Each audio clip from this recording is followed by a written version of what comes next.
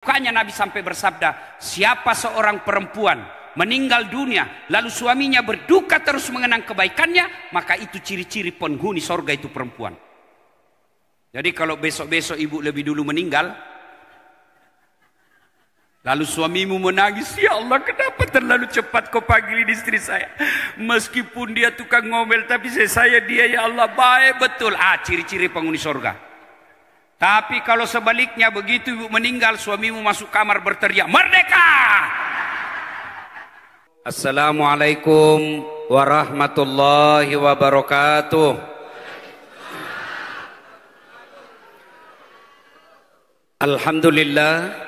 Alhamdulillahi rabbil alamin.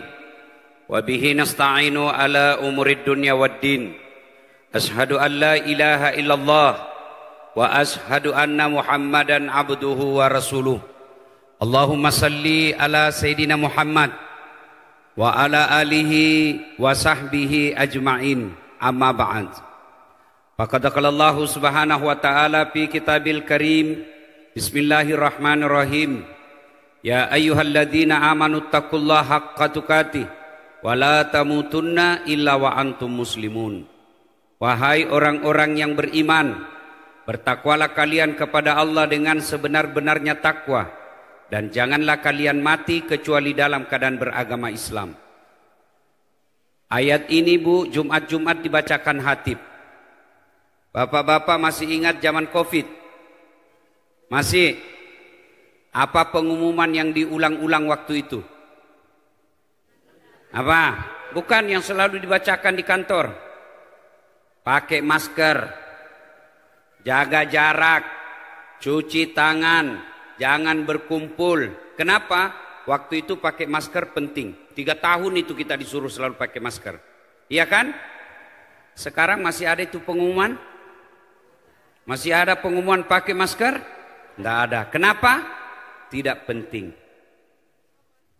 Ayat ini sejak 1400 tahun yang lalu. Bayangkan, 1400 tahun yang lalu, dari ribuan ayat dalam Quran, kenapa ayat ini selalu diulang tiap Jumat?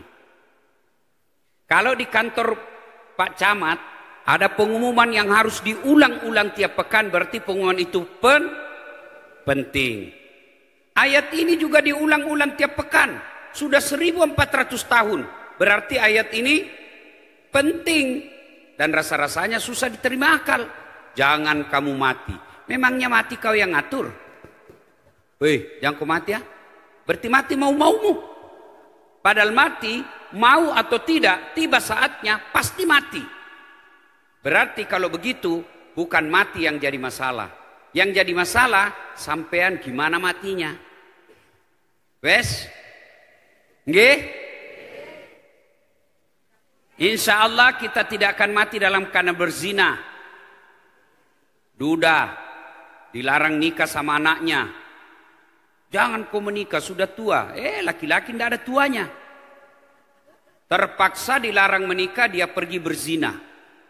Makan obat kuat. Kena serangan jantung. Mati dalam berzina, mati kafir.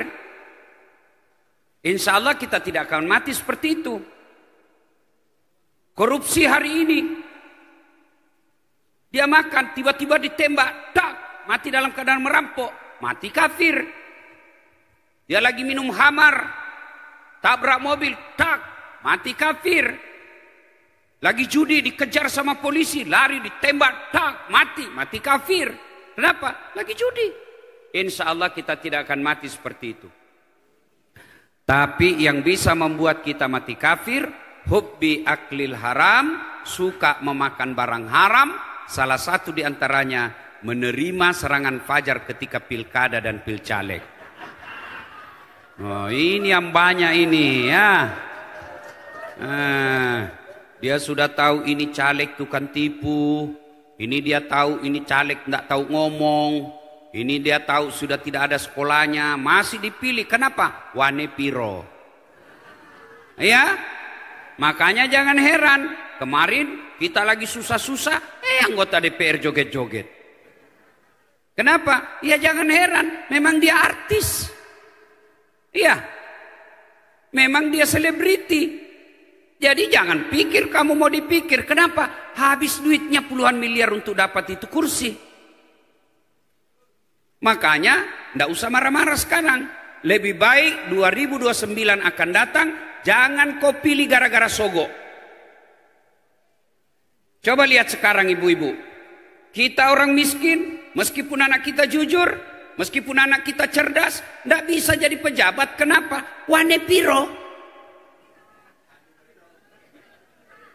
Kau ketawa semua kau pelakunya.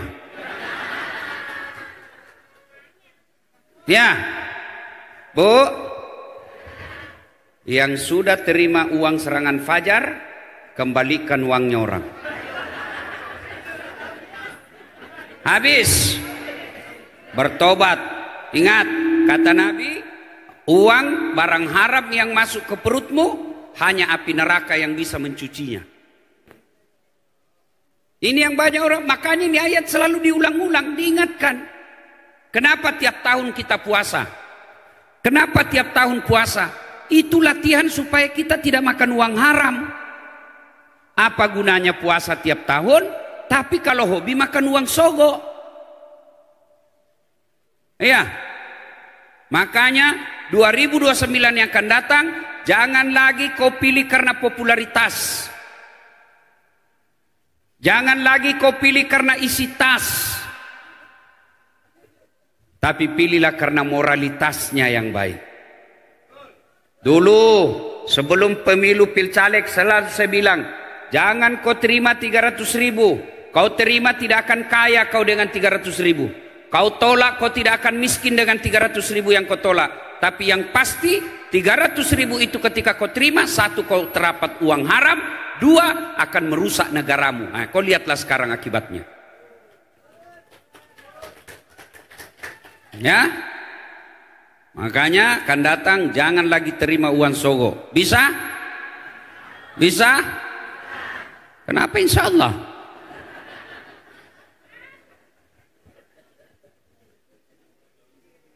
Wa qala idan bismillahirrahmanirrahim. Inna allaha wa malaikatahu yusalluna ala nabi. Ya ayyuhalladzina amanu sallu alaihi wa sallimu taslima. Sesungguhnya Allah dan para malaikatnya bersalawat kepada Rasulullah Muhammad sallallahu alaihi wasallam. Maka wahai orang-orang yang beriman, bersalawatlah kalian kepada Rasulullah dengan sebaik-baik salawat. Sadaqallahul azim, maha benar Allah dengan segala firman-Nya.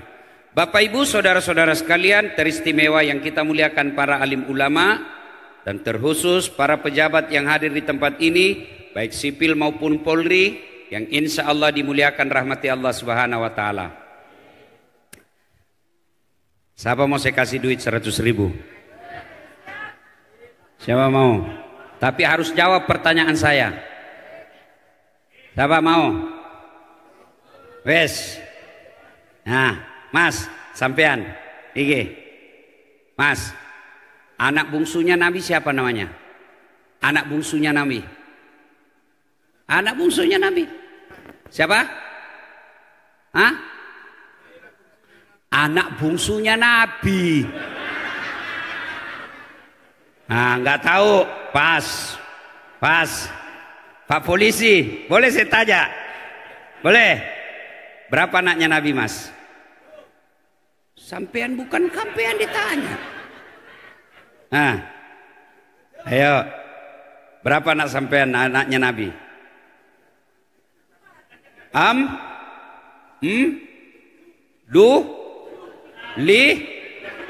Bingung. Ibu-ibu, Bu, yuk, dengar. Ini sudah dua saya tanya dan pasti semua kita begitu. Bagaimana mau mencontoh Nabi? Kita cerita maulid. Tapi sejarah Nabi kamu tidak tahu. Nggak jadi ini, nggak jadi. Ya. Nggih. Bagaimana ibu-ibu mau contoh Nabi, cara didik anaknya, kalau ibu tidak tahu sejarah Nabi? Cerita mati itu. Gimana kita mau contoh Nabi makan kalau cara Nabi makan kita tidak ngerti? Inilah tujuannya maulid. Ibu, berapa kali ibu lahir? Berapa kali? 1 kali. Lahirnya ibu itu namanya maulid. Maulud. Lahirnya ibu namanya maulud. Tiap hari ibu peringati, tiap tahun ada pengajian, ada tablik akbarnya kalau ulang tahun, ada syukuran ke rumah makan-makan, itu namanya maulid.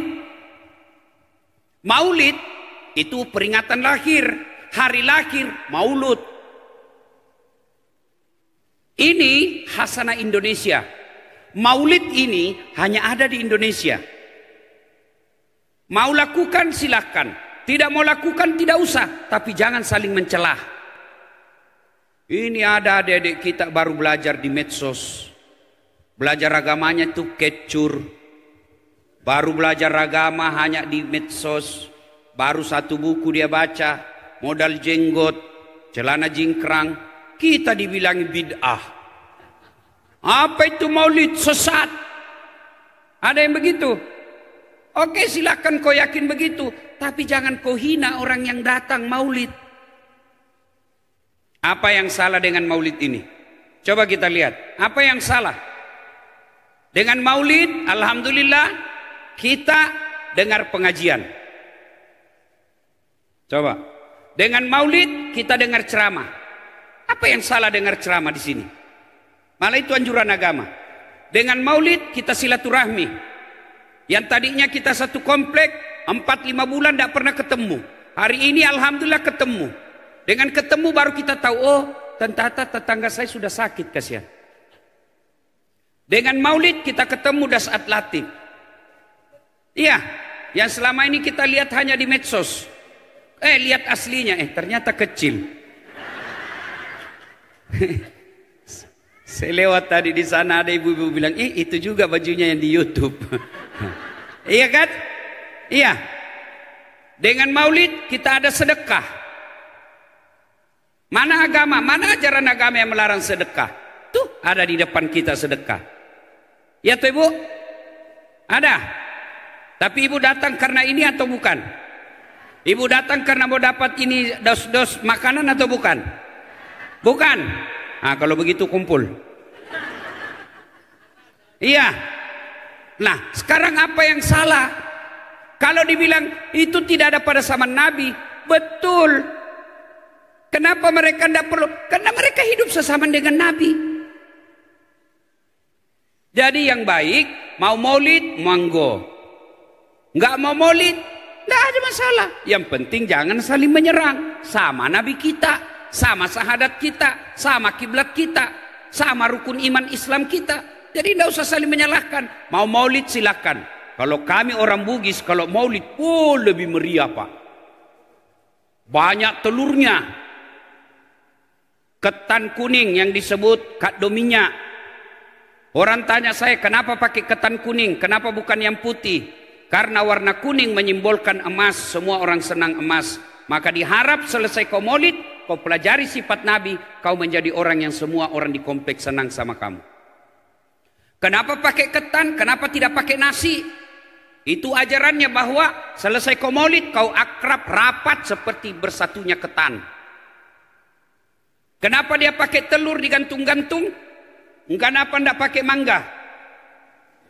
Iya, karena telur ini adalah bibit kehidupan.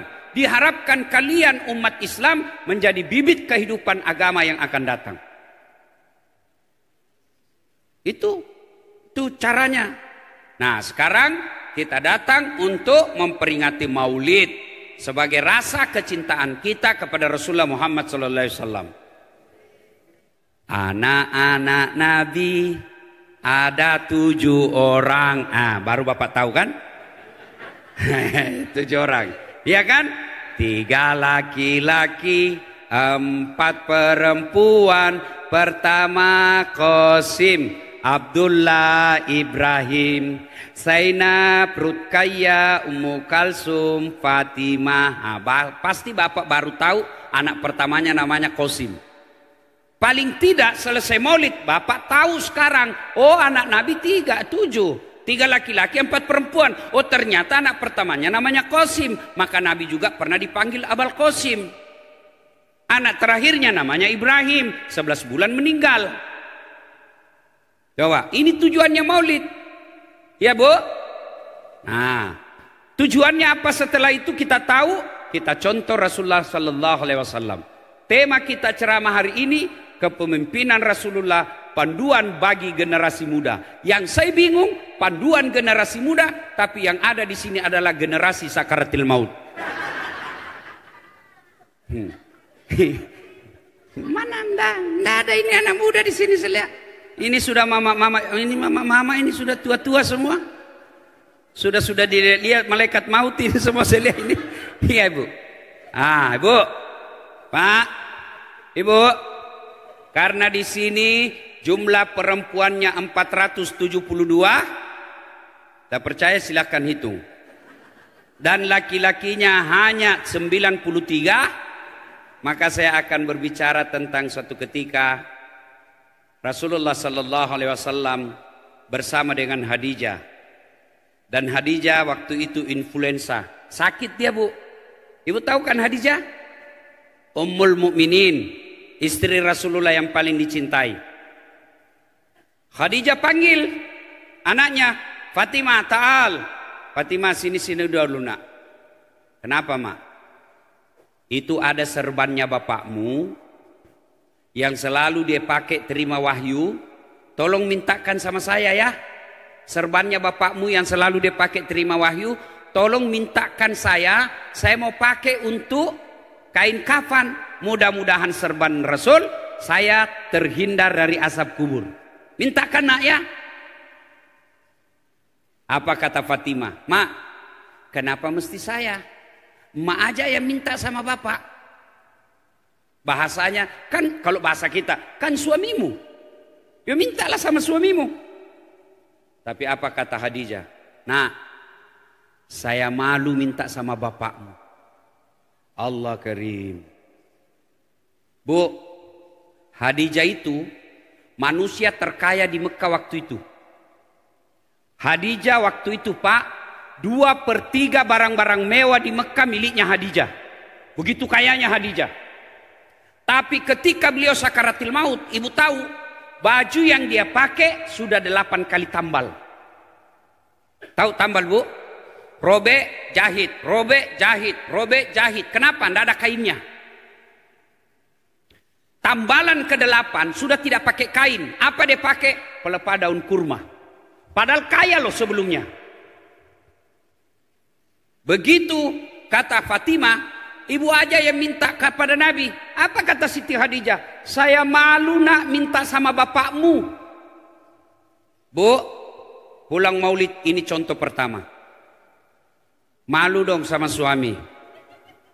Ini bukannya malu. Dicuri Pak. Duitnya suami ndak diambil, ndak dibilang-bilang. Boleh ndak? Boleh ndak? Boleh, tapi kasih tahu dulu. Misalnya ibu sudah ambil tuh, sudah ambil, baru kasih tahu suamimu. Mas, saya ambil duitmu tadi 200 ya. Kenapa? Jangan sampai suami malu di jalan. Parkir masuk ke SPBU mau beli bensin, mati. Mana duit saya ini? Kalau begini haram. Tak boleh, curi namanya itu. Dengar Bu. Kalau gaji suami 5 juta, kebutuhan ibu sebulannya 4 juta, maka ibu hanya boleh mengambil 4 juta. Yang 1 juta haknya suami. Kalau kewajiban rumah tangga 6 juta, gaji suami cuma 5 juta, maka ibu hanya wajib bersabar. Jangan maksa. Karena kalau maksa, suami bisa pinjol. Kalau maksa, suami bisa judi online. Kalau maksa, suami bisa nyalahgunakan pekerjaannya. Itulah yang disebut oleh Nabi, ada 4 golongan perempuan yang menjadi bahan bakar api neraka. 1 dari 4 itu adalah istri yang membebani suaminya melebihi kemampuan suaminya. Tenang Pak, saya bela kau hari ini. Ya, Bu. Yang suami berdosa, kalau suami punya gaji 6 juta, kewajibannya 4 juta, ibu cuma dikasih 3 juta. 1 jutanya boleh ibu ambil tanpa pemberitahuan. Boleh. Kenapa? Kebutuhan ibu tidak cukup dan suami punya. Nah, sudah. Khadijah berkata, saya malu minta sama suami. Saya malu minta sama bapakmu, nak. Silahkan kamu yang minta. Allah Karim. Bu. Ale, Bu. Loh. Bu, rumahnya Nabi itu kecil, Bu. Jadi di sebelah kamar, Nabi dengar itu perbincangan istrinya dengan anaknya. Menetes air matanya Nabi, Pak. Dia datangi istrinya. Wahai Ummul Mukminin, habis hartamu untuk bantu saya. Habis semua kau punya kekayaan untuk membantu saya. Serban inikah yang kamu minta dan kau malu minta kepadaku? Nabi sedih. Lalu apa? Turun sampai pesan dari Jibril. Jibril datang membawa pesan. Dan Jibril tidak boleh berbicara kepada Khadijah karena Khadijah bukan Nabi. Jibril hanya boleh berbicara kepada Nabi dan Rasul. Maka Jibril berkata kepada Muhammad, ya Muhammad, sampaikan kepada Khadijah ada salam dari Allah Subhanahu wa taala. Allahu Akbar. Bu, Pak, Allah yang titip salam. Saya saja dapat kartu lebaran baru-baru dapat Presiden Prabowo. Oh, saya kirimkan semua itu WhatsApp sekampungku. Sepupuku di kampung, Bapak Prabowo. Itu, padahal itu presiden ada masa akhirnya. Padahal itu presiden belum tentu bersih. Kita sudah bangga. Gimana kalau Allah yang titip salam? Presiden aja kirim salam, kita simpan itu WhatsApp, tidak dihapus-hapus. Ini Allah yang titip salam. Maka Allah sampaikan, Jibril sampaikan kepada Muhammad, salam kepada istrinya Khadijah. Cukup sampai di situ? Tidak. Lalu Jibril lagi berkata, ya Muhammad, sampaikan pula kepada Khadijah, Allah telah mempersiapkan istana dalam surga. Sudah dalam surga istana lagi. Bayangkan, sudah dalam surga istana lagi. Sampaikan kepada Khadijah, Allah telah menyediakan istana dalam surga yang terbuat dari mutiara. Kenapa tidak terbuat dari emas? Kenapa tidak terbuat dari berlian? Kenapa tidak terbuat dari besi? Kenapa terbuat dari mutiara? Karena Khadijah punya sifat seperti mutiara. Sedulur-sedulur, sedulur-sedulur, sedulur saklawase. Iki Bugis, Mbak, Bugis, ono Jawa, ora Jawa. Ya Mas, Mbak, Bu, tahu sifat mutiara? Bapak tahu mutiara? Mutiara itu hidup di dasar laut. Apa yang masuk ke dalam perutnya? Serpihan-sempihan pasir. Bapak kalau makan kerang, coba lihat lembutnya itu kerang. Lembut kan? Bayangkan kerang yang lembut dagingnya masuk serpihan-serpihan pasir. Pasti pedis, pasti sakit. Tapi cangkangnya itu mutiara, dia tutup rapat-rapat itu pasir. Tidak pernah teriak-teriak, tidak pernah bising. Setelah dia buka, apa yang keluar? Mutiara. Pasir yang sakit masuk ke dalam kulitnya yang lembut, tidak teriak, tapi dia ubahnya pasir itu menjadi mutiara. Itulah Khadijah sifatnya. Penuh tantangan dalam hidupnya. Dihina suaminya, dilempari suaminya, habis hartanya, tapi tidak pernah curhat sama orang lain. Apa Khadijah tidak punya masalah? Penuh masalah beliau. Tapi beliau tidak pernah menceritakan ke orang lain. Kemana beliau cerita? Allah Subhanahu wa ta'ala.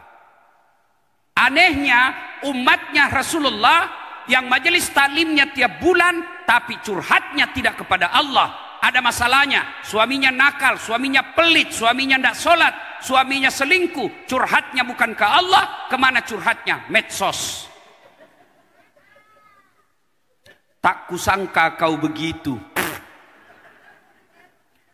2 bulan suaminya tidak pulang, dia update status lagi. Di mana di kau? Pret. Bu. Satu lagi ini sifat perempuan. Tukang gosip.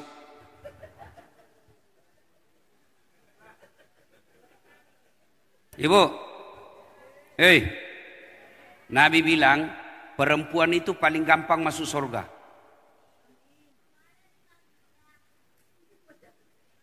Paling gampang masuk surga itu perempuan. Cuma penyebabnya dia gampang tergelincir masuk neraka karena dia tidak bisa tahan lisannya. Makanya itu perempuan dosanya banyak di mulut. Laki-laki dosanya banyak di mata. Makanya kalau laki-laki menangis, dia tutup matanya. Kalau perempuan menangis, dia tutup mulutnya.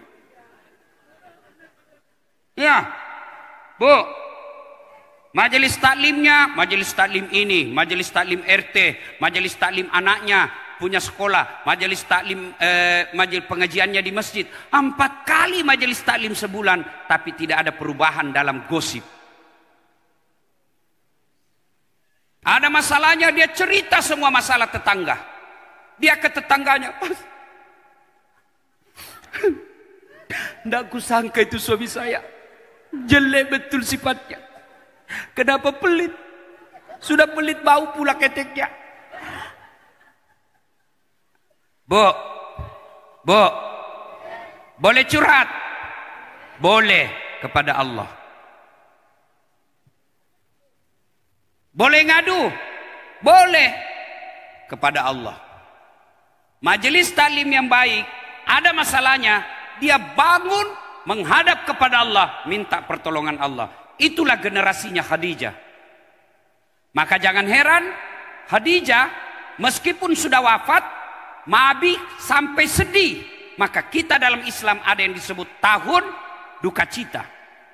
Kenapa disebut tahun duka cita Isra'nya Nabi? Karena Siti Khadijah wafat pada tahun itu dan berduka. Sampai dukanya Nabi sampai bersabda, siapa seorang perempuan meninggal dunia, lalu suaminya berduka terus mengenang kebaikannya, maka itu ciri-ciri penghuni sorga itu perempuan. Jadi kalau besok-besok ibu lebih dulu meninggal, lalu suamimu menangis, ya Allah kenapa terlalu cepat kau panggilin istri saya? Meskipun dia tukang ngomel, tapi saya dia ya Allah baik betul. Ciri-ciri penghuni sorga. Tapi kalau sebaliknya, begitu ibu meninggal, suamimu masuk kamar berteriak, merdeka!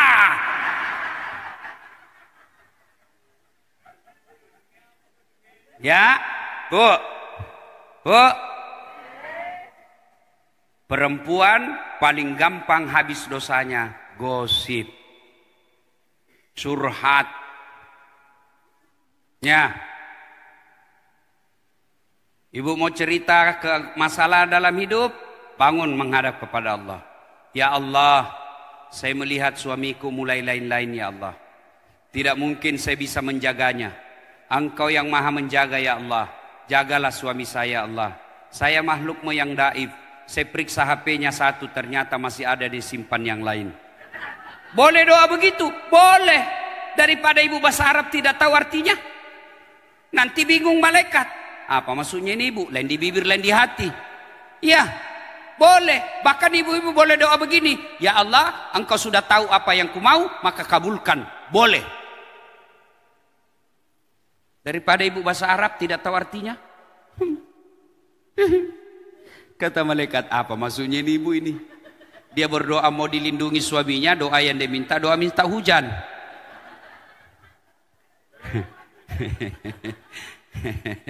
Heboh juga mbak. Sudah ya? Gosip. Berhentilah bergosip. Ibu ada masalah, ngadu kepada Allah. Minta tolong kepada Allah. Kenapa sekarang banyak pejabat yang korup? Karena ibunya gagal didik anaknya. Jadilah istri seperti Khadijah. Meskipun sudah wafat, Nabi masih mengenangnya. Suatu ketika Nabi sudah bersama dengan Aisyah. Tidur bersama Aisyah, Bu. Lalu Nabi bersabda, seolah-olah ada terompak kakinya Khadijah. Bayangkan, Bu. Ibu lagi tidur dengan suami, lalu suami sebut perempuan lain. Ngamuk kan? Aisyah pun berkata, ya Rasulullah, saya ada di sampingmu, tapi yang kau ingat Khadijah. Apa sih kelebihan Khadijah dari saya?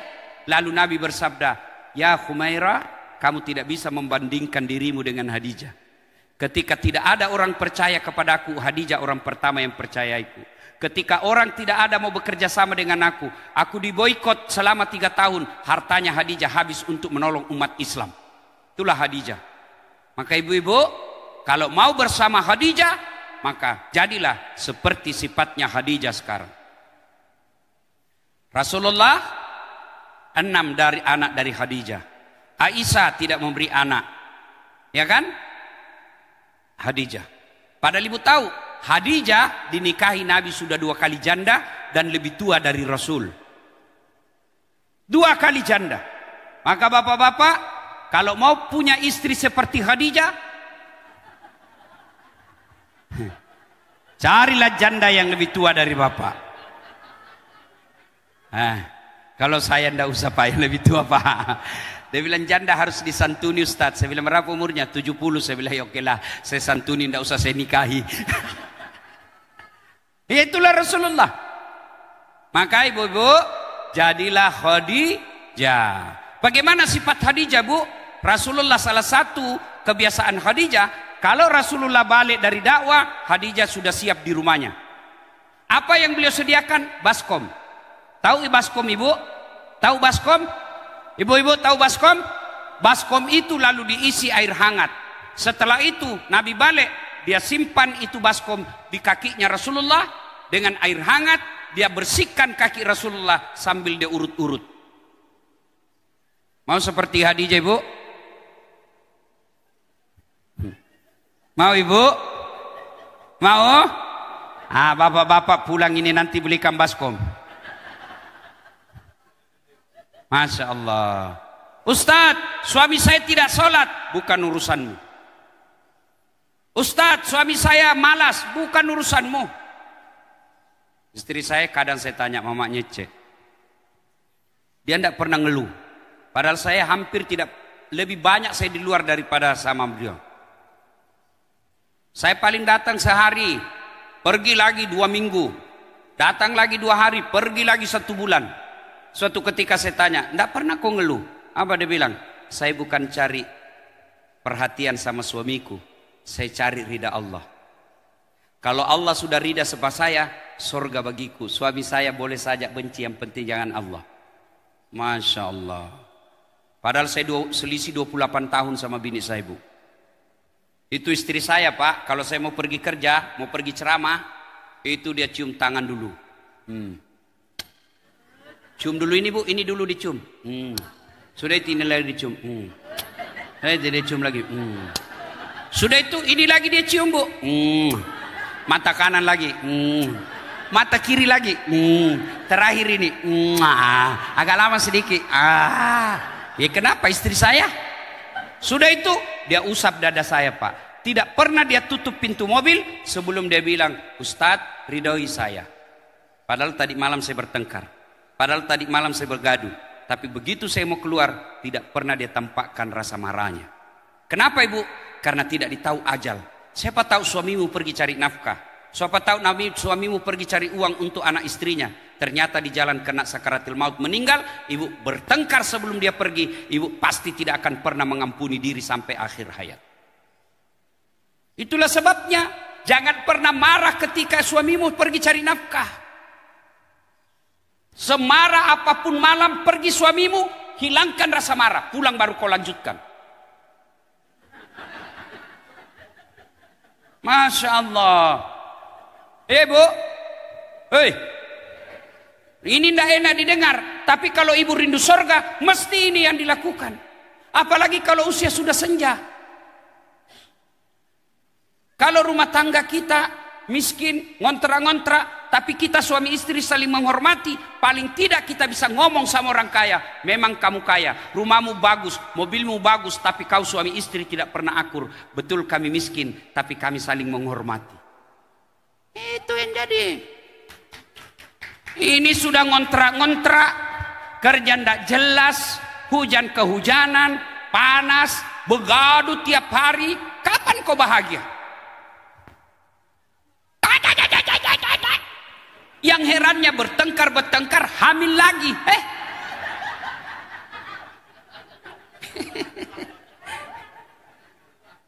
Ya, Bu. Nah, pesan kedua. Datanglah ibu-ibu, ngadu sama Nabi. Ya Rasulullah, katanya Islam ini adil. Katanya Islam tidak membeda-bedakan antara laki dengan perempuan. Kata Nabi, betul. Ya Rasul, setelah kami pikir-pikir, sepertinya lebih banyak pahalanya laki-laki daripada kami perempuan. Laki-laki dianjurkan ke masjid berjamaah, kami hanya tinggal ngurus sana. Laki-laki jihad ke perang dapat pahala syahid, kami tinggal ngurus di rumah. Rasa-rasanya laki-laki lebih banyak pahalanya ya Rasul. Nabi tersenyum dan bersabda, ibu-ibu, mau ndak saya tunjukkan sampean dirindukan surga? Kalau saya tanya-tanya, sedulur-sedulur, mau tak dirindukan surga? Bu, kata istri saya, jangankan dirindukan surga, dirindukan suami saja sudah senang. Ya ibu? Maka kata Nabi, kalau kau mau dirindukan surga, ini 4 syaratnya. Sici, aqimis salah, dirikan solat. Nabi kalau bicara tentang solat selalu menekankan perempuan. Ketika sakaratil maut, Nabi pesankan jaga perempuan di antara kalian. Nah, soal ini Nabi katakan perempuan jaga solatmu kalau kau mau dirindukan surga. Kenapa Nabi pesankan? Karena memang perempuan selalu pada kondisi tertentu potensi tidak sholat. Kapan? Selesai haid. 4 hari dia gratis tidak sholat. Dia tambah 2 hari. Kata suaminya, Mbak, biasanya cuma 5 hari, Rek. Iki 7 hari belum sholat. Apa kata bininya? Belum bersih, Mas. Iki masih ada sedikit-sedikit, Mas. Kata suaminya, bohong sampean. Apa bohong? Saya kasih.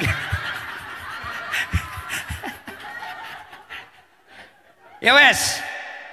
Hah? Iya bu. Apalagi perempuan banyak ndak sholat. Kalau ada pengantin. Oh, bajunya jilbab sakaratil maut. Biasalah. Nah, wes dah aja masulah. Jilbabnya jilbab sakaratil maut. Pernah lihat jilbab sakaratil maut, Bu? Oh, itu kalau ada pengantin. Saya ceramah kemana-mana, Bu. Kemarin malam saya dari Malaysia. Itu Malaysia perempuannya itu jilbabnya segitiga saja, Bu. Peniti di sini selesai. Orang Arab satu aja lubangnya masuk besar, sek masuk. Jilbabnya orang Indonesia, Masya Allah. Saya biasa bingung gimana cara pakainya ini ya. 3 lapis, dikasih miring setengah, digulung lagi truk, kayak ada pohon-pohon di sini, dikasihnya lagi kembang-kembang di sini. Dia ikat lehernya sampai kalau dia mau balik dia gini baliknya. Beleng-beleng. Tiba waktu sholat, ndak sholat tuh. Kata suaminya, Mbak, sholat Mbak. Kata istrinya, sadar sampean.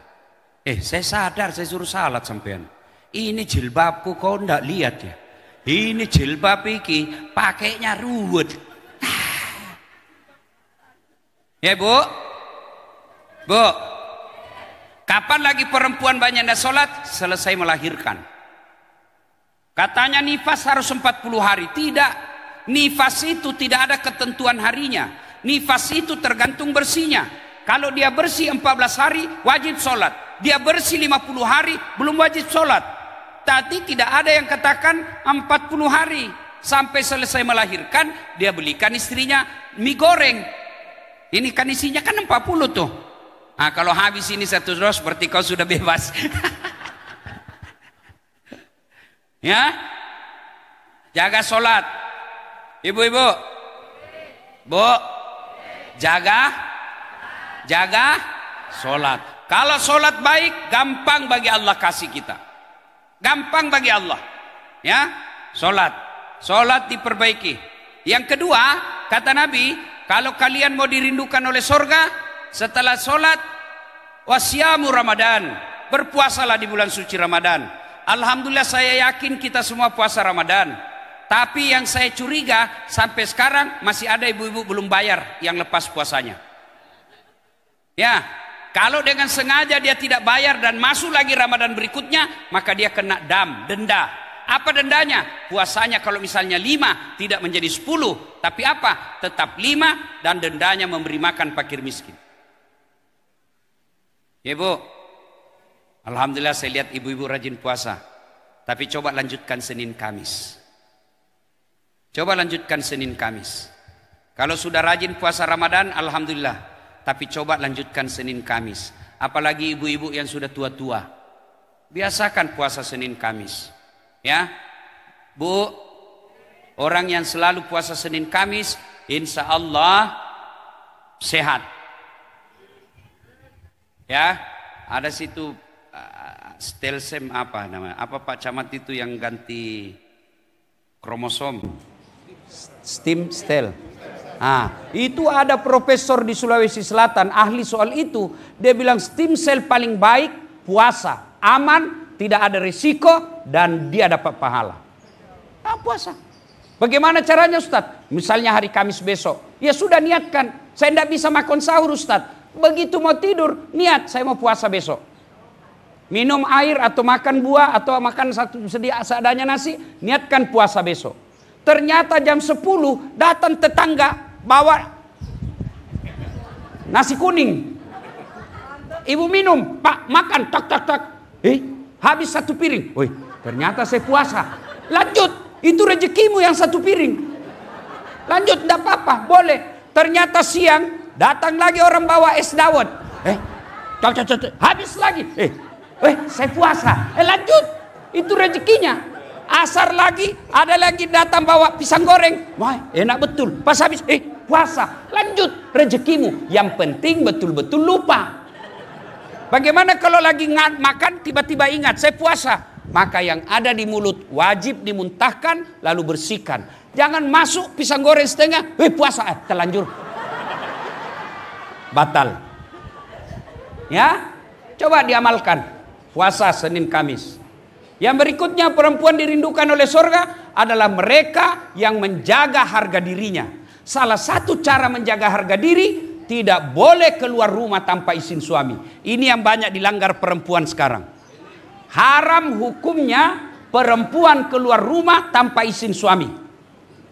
Ini baru 10 menit pergi suaminya, dia telepon temannya. Mbak, tunjungan plaza Mbak. Ya wes, nyusul. Sampai jam 1 suaminya menelpon. Mbak, di mana kau Mbak? Aduh, banyak sekali pertanyaanmu. Boleh seperti ini. Laknat Allah. Dengar hadis Nabi. Laknat Allah bagi mereka perempuan yang keluar rumah tanpa izin suaminya. Ini yang banyak dilanggar perempuan modern. Itulah bedanya kita wanita muslimah dengan wanita munafik. Ya, jangan pernah keluar rumah, izin. Ibu masih ingat kisahnya? Nabi datangi rumahnya Abu Darda. Begitu beliau ketuk pintu, Assalamualaikum. Ya sahibul bait, tidak ada jawaban. Telepon lagi, tidak ada jawaban. Keluar istrinya Abu Darda. Nabi berkata, mana suamimu? Silakan masuk ya Rasul. Mana dulu suamimu? Pergi ke pasar, masuk ya Rasul. Apa kata Nabi? Haram hukumnya kami masuk ke rumahmu tanpa izin suamimu. Ini Nabi loh Bu. Jadi wanita muslimah menjaga harga diri. Satu diantaranya, jangan pernah keluar rumah tanpa izin suami. Ini perkara gampang, tapi itulah setan berhasil. Dia goda kita. Akhirnya apa? Sedikit dosa, sedikit pahala, banyak dosa. Mau masuk surga. Kau kira ada orang dalam? Ya, kan banyak orang begitu. Dosanya banyak, amalnya bertumpuk. Amalnya sedikit, dosanya banyak, mau masuk surga. Salah satu penyebab perempuan banyak dosanya ketika dia keluar tanpa izin suami. Yang keempat, syarat wanita dirindukan surga. Kata Nabi, ini agak berat. Patuh terhadap suami. Ini agak berat. Ibu-ibu, boleh jawab dengan jujur? Bu, kalau misal ibu gajinya 1 bulan 5 juta. Ya, karena ibu dagang nih. Ibu penghasilannya 1 bulan 5 juta. Suami penghasilannya cuma 2 juta 1 bulan. Kira-kira ibu masih menghormati suami enggak?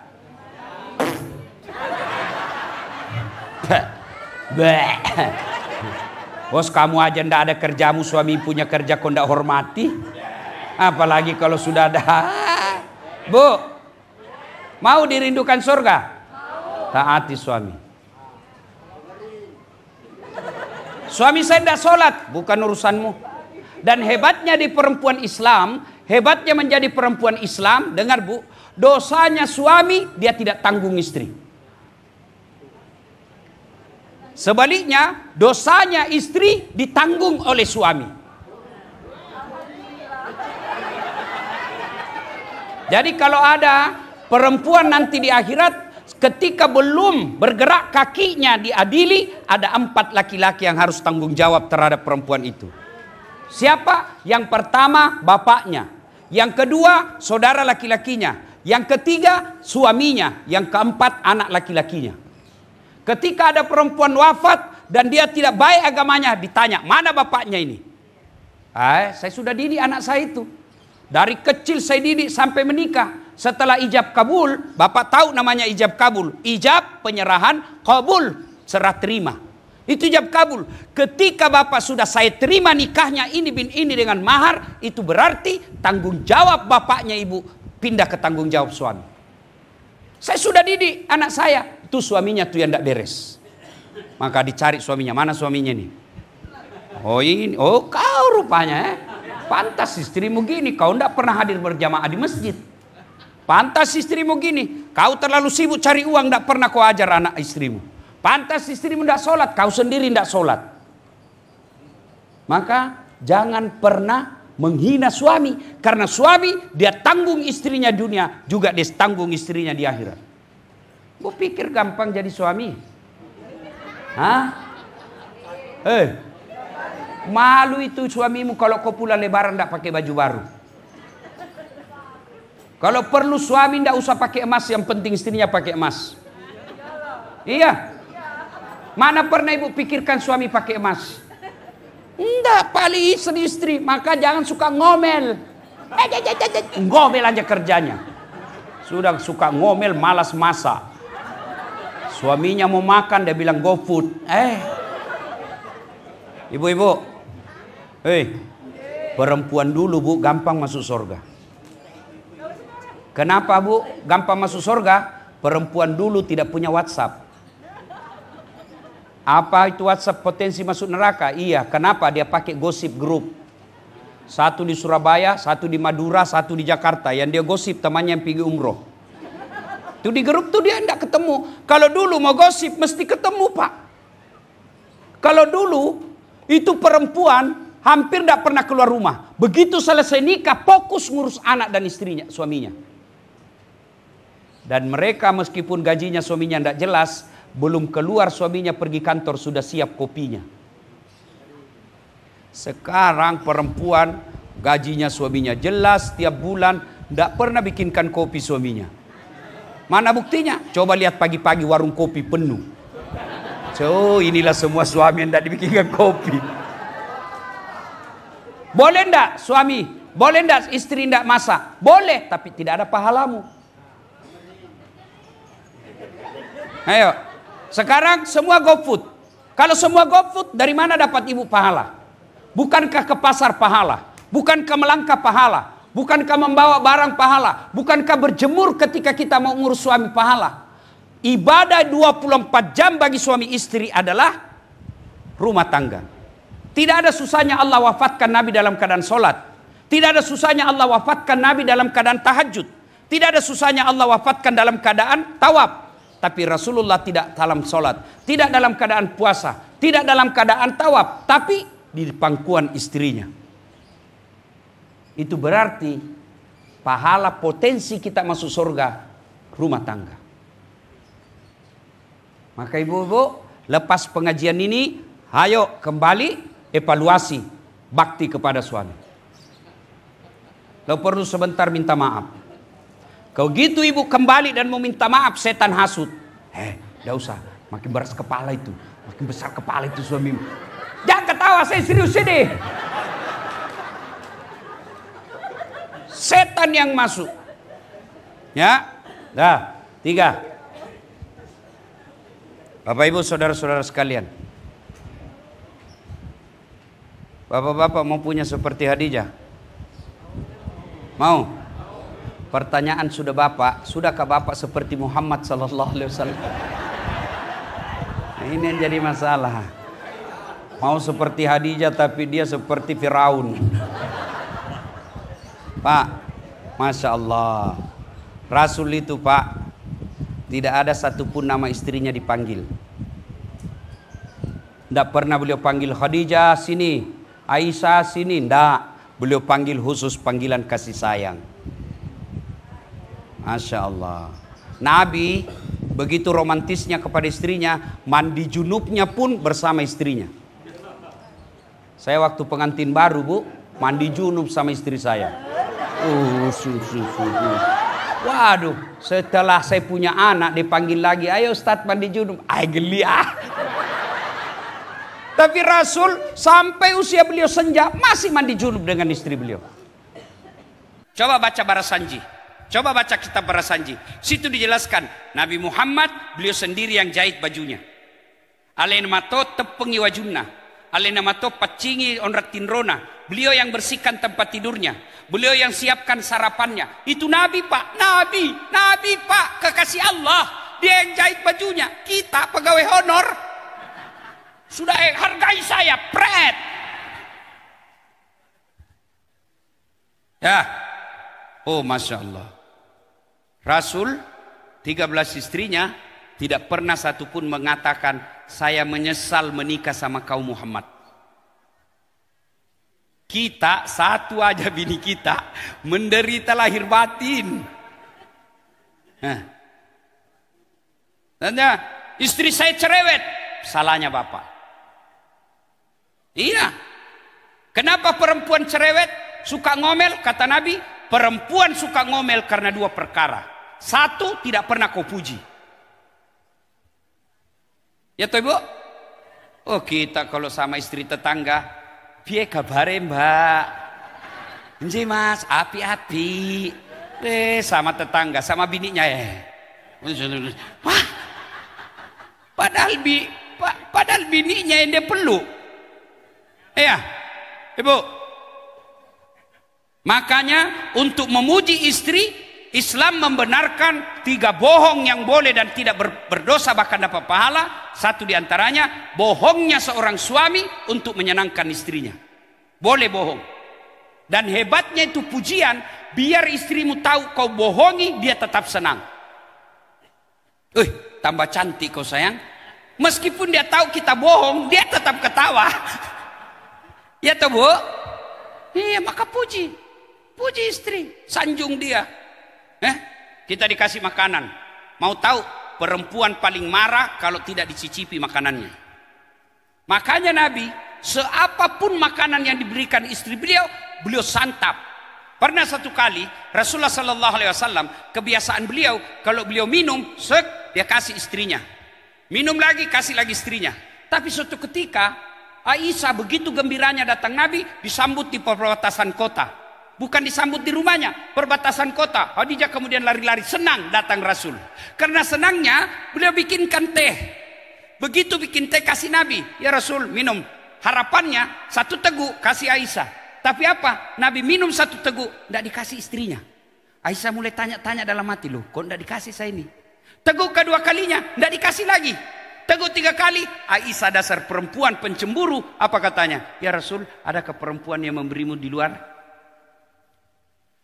Akhirnya Nabi kasih istrinya. Ini sayang, Diminum. Setelah diminum, baru satu teguk dia muntahkan. Wah! Kaget Aisyah. Kenapa? Aisyah ambil itu. Oh, ternyata gula dikira garam. Dia tunggui saya salah-salah ini ibu ini. Gula dikira garam. Garam dikira gula. Begitulah Rasul. Tidak mau istrinya malu. Tidak mau istrinya tahu. Dia minum sendiri, tidak mau dia kasih. Masya Allah. Coba ini diamalkan Pak. Tidak usah dulu jauh-jauh Pak. Kita bahagia dalam rumah tangga. Itu aja dulu. Kalau suami istri rukun, anak pasti akan ikut damai. Kalau suami istri bertengkar, anak akan jadi bingung. Pulang maulid ini, yuk muliakan istri. Bapak pernah sakiti istri? Apa boleh buat? Istri itu Pak ahli sejarah. Satu kali sampean salah sampai mati dikenangnya. Satu, puji.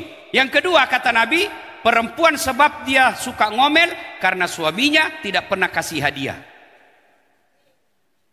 Nah, dengerin. Maka kasih hadiah. Pulang kantor hadiah sehingga belikan nasi kuning. Itu hadiah. Ibu juga kalau dikasih hadiah jangan ngomel. Apaan nasi kuning? Emang saya tidak tahu bikin? Ini juga tidak tahu dipuji. Ya Bu? Pak, pulang dan hadiah paling disenang perempuan emas. Maka saya belikanlah emas istri saya. Tebal, kalung dan gelang. Buat berlinang air matanya senang sekali. Terima kasih Ustaz. Luar biasa. 1 bulan kemudian dia tahu palsu. Dia bilang ternyata kau belikan saya palsu. Saya bilang sayang, kau tahulah di mana saya mau bisa beli emas murni seperti itu tebalnya. Meskipun itu emas palsu tapi cintaku murni 24 karat. Baru dia senang. Ya. Nah, 4. Kalau cinta kepada Nabi, ayo mari kita cintai sunnah-sunnahnya. Mohon maaf Ibu sunnah yang mendesak kita lakukan, Bu, sholat hajat. Ya, untuk hajat doa kita untuk anak cucu. Alhamdulillah ibu-ibu rajin majelis taklim. Anak kita sekarang kita tidak tahu siapa yang rusak. Bisa jadi handphonenya yang rusak, bisa lagi pergaulannya, dan tidak mungkin kita bisa jaga 24 jam. Maka ibu bangun sholat hajat, doakan anak. Tidak mesti bahasa Arab niatnya. Tidak mesti banyak. 2 rakaat cukup. Yang kedua, sholat duha. Ibu-ibu mau bantu suami cari nafkah? Sholat duha. Semua sudah pekerjaan selesai. Anak sudah pada pergi kerja. Dapur sudah bersih. Jam 9, ayo ambil sholat duha. Ibu saya Bu, sejak tahu namanya sholat duha, biasa saya coba tes lagi jam 9 saya telepon. Oh, agak tapi gau mak. Kenapa kak pura diona melok kayak mas sampajak duha. Saya tanya apa bikin mak? Saya baru mandi mau sholat duha dan tiap hari. Dan hebatnya doa bukan untuk dirinya tuh ibu. Siapa dia doakan? Ya Allah lindungi anak saya dalam dakwah, pelihara lisannya, murahkan rezekinya. Otomatis anaknya dapat rezeki, ibunya dapat juga. Maka ibu tidak usah doa, ya Allah berikan saya mobil, ya Allah berikan saya ruko. Tidak, ya Allah tambahkan rezeki anak saya supaya ada berbagi untuk saya. Doakan, karena doa paling mustajab untuk anak dari bibir ibunya. Maka ibu kalau mau bantu anak cari nafkah, sholat duha. Yang ketiga, sholat sunnahnya apa? Ketiga, ayo ibu mulai biasakan sholat taubat. Kan ibu-ibu ini sudah standar 50 tahun ke atas kan. Bapak-bapak sudah 60 tahun ke atas. Ayo biasakan sholat taubat. Kapan dilakukan Ustadz? Selesai sholat maghrib nunggu isya. Ini masjid kita cantik. Selesai maghrib, tidak usah tidak usah pulang. Ibu tinggal aja dulu sambil nunggu isya. Selesai sholat maghrib, bapak-bapak ayo sholat taubat namanya. 2 rakaat sampai 6. Sholli sunnatal taubat rakataini lillahi ta'ala. Saya niat sholat taubat, sunnah hukumnya bagi saya lillahi ta'ala. Allahu Akbar. Itu juga tidak hafal, pakai bahasa Indonesia. Saya niat salat taubat 2 rakaat sunnah, hukumnya bagi saya lillahi ta'ala. Allahu Akbar. Itu pun bapak tidak tahu, ambil jalan pintas berdiri tegak. Tuhan, salat taubat ya. Allahu Akbar. Boleh, boleh. 2 rakaat berikutnya ulang lagi. Tuhan, masih seperti yang tadi. Allahu Akbar. Boleh. Sudah itu bapak taubat. Ya Allah, ampuni dosaku. Saya hilap, saya keliru. Ya Allah, ampuni saya. Tapi yang lebih penting, berikan saya kemampuan tidak mengulangnya. Rabbana la tuzigh qulubana ba'da idh hadaitana wa hab lana min ladunka rahmah. Ibu bapak saudara-saudara sekalian, banyak yang ingin kita contoh kehidupan Rasul, tapi kalau dibahas semua di sini tidak cukup waktu. Ibu-ibu punya handphone? Bapak-bapak punya handphone? Ada WhatsApp? Ada. Di aplikasi WhatsApp itu ada namanya aplikasi Meta. Ada ya? Ada ya? Ibu tulis, ketik, pencet itu Meta, keluar ruang ketik. Maka ibu ketik, bagaimana Rasulullah makan. Keluar semua itu. Sekarang hanya orang malas yang tidak bisa belajar agama. Semua ada. Apalagi ada lagi lebih hebat bu, namanya Chat GPT. Oh, semua dia tahu. Tanya apa saja dia tahu. Di mana ada saat lahir. Hai, saya kasih informasi, dia jelaskan semua. Apakah ini cukup? Tambah lagi, dia jelaskan lagi. Berapa istrinya ada saat latih, dia tahu semua itu. Ya, nah untuk melengkapi acara kita ini, balik nanti, ayo kita kembali pelajari sisi kehidupan Nabi. Mudah-mudahan setelah kita tahu, kita coba mengamalkan dalam kehidupan sehari-hari. Terima kasih yang setinggi-tinggi penghargaan atas kehadiran Bapak Ibu sekalian. Saya datang di sini bukan tidak merasa sebagai tamu, tapi datang sebagai keluarga. Sebab di Duku Kupang ini banyak keluarga saya.